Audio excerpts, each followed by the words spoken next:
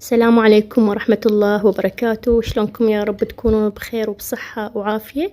بهذا الفيديو إن شاء الله نسوي أسهل بيتزا. ممكن يعني نسويها بالعشاء أو الجوع آخر الليل.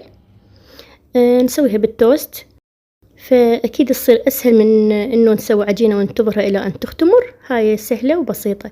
وهم أسوي وياكم الصلصة ونخلي عليها جبن وفلفل ملون وزيتون. يعني بسيطة بدون أي لحوم. ممكن إذا متوفر تونة أو لحم أو دجاج نقدر نخليه عليها. هسه نبدي أول شي بالمكونات.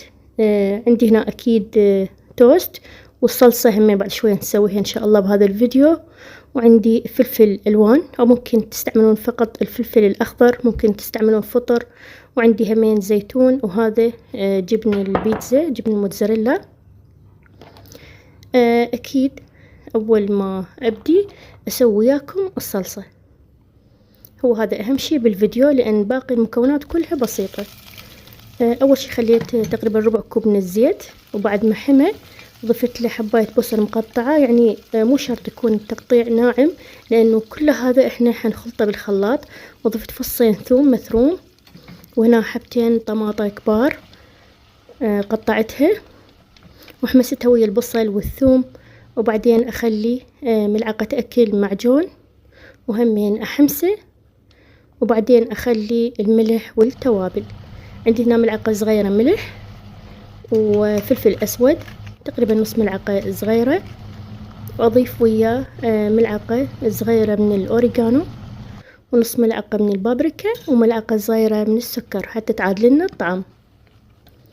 نخليها تغلي كم غلوة، وبعدها تكون جاهزة حتى نخلطها بالهاند بلندر، أو تخلطوها بالخلاط بس تتركوها شوية تبرد. أنا استعملتها بالخلاط اليدوي وخلطتها إلى أن تصير كلش ناعمة.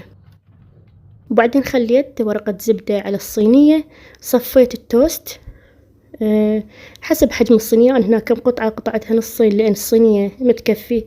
وبعدين خليت ملعقة من الصلصة على كل توستة.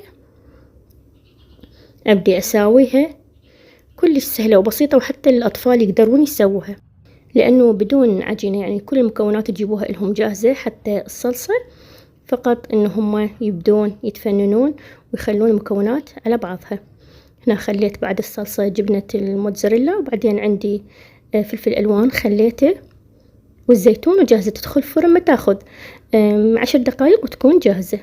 والحرارة تكون تقريبا 200 من فوق ومن جوا مشتغل الفرن، حتى تطلع عندنا بهذا الشكل ويذوب عندنا الجبن.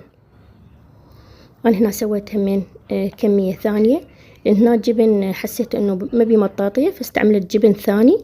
وهذا هو شكل بيتزتنا البسيطة لهذا اليوم الأسهل عشاء. إن شاء الله تكون عجبتكم وتجربوها، وألتقيكم بالفيديو القادم إن شاء الله. مع ألف ألف سلامة.